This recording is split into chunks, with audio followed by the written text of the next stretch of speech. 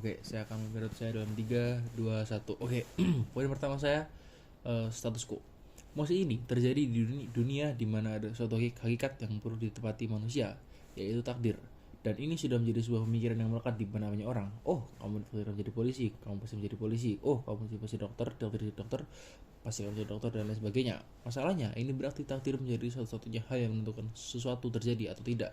Jika kau tidak ditakdirkan melakukan sesuatu, maka kau tidak akan melakukan hal itu, dan ini tidak memberikan ruang bagi manusia untuk bebas, karena kita sudah punya takdir. Kita sudah punya sesuatu yang pasti akan terjadi pada kita, yang dimana ini bertolak belakang dengan salah satu sifat alami manusia, yaitu kreativitas, dimana manusia memiliki ide-ide atau inovasi baru terkait jalan hidupnya misalnya, yang bisa berubah dan tidak terkait dengan takdir, yang artinya manusia pasti memiliki niat dan ruang untuk berkembang.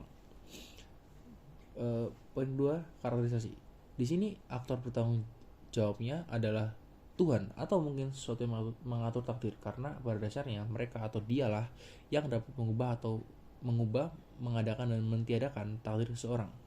Lalu aktor rentannya di sini adalah semua hal yang memiliki takdir, artinya manusia, hewan, tumbuhan dan lain sebagainya, karena mereka yang terkena dampak dan harus mengikuti takdir.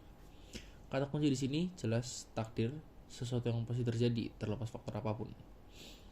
Poin ketiga, beban pembuktian. Pertama, kenapa dihilangkannya takdir adalah tindakan yang benar secara moral.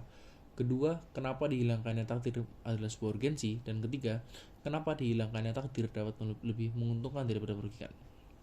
Keempat, mekanisme.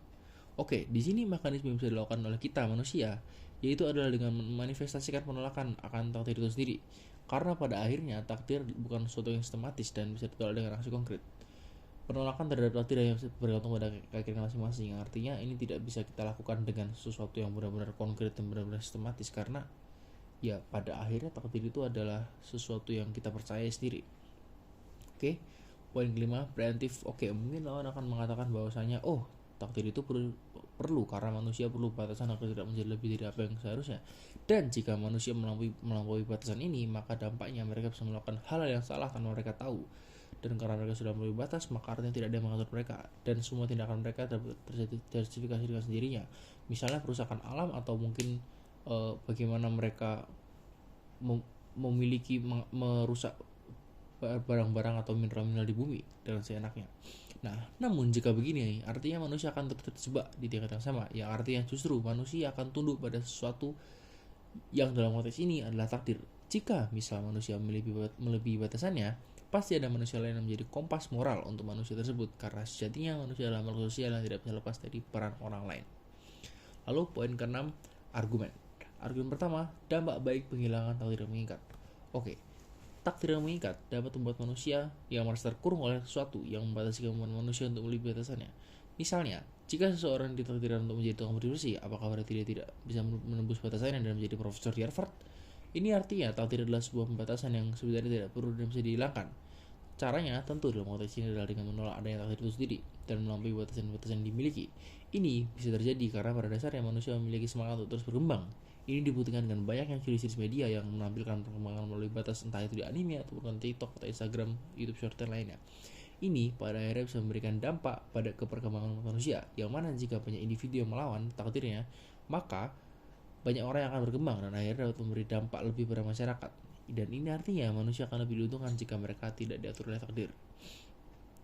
Poin argumentasi kedua, urgensi dihilangkan takdir. Oke, takdir seringkali menyebabkan orang-orang terikat pada kapasitas atau kemampuan yang sudah memang ditakdirkan pada orang itu sendiri. Ini artinya banyak orang yang hanya bisa mencapai batas maksimal mereka sendiri-sendiri, yang mana itu acak. Dan artinya tidak ada perkembangan yang konstan dari masyarakat. Perkembangan yang tidak konstan ini bisa menyebabkan tertundanya perkembangan sebuah masyarakat di area tertentu. Ini bisa ditakal dengan menolak takdir-takdir dan menembus batasan.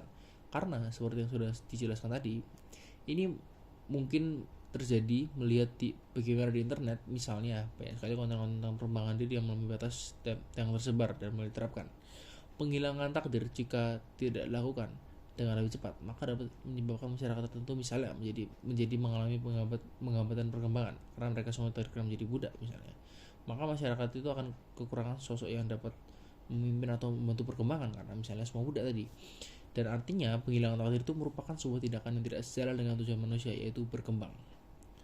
Oke, sekian dari saya proud to propose.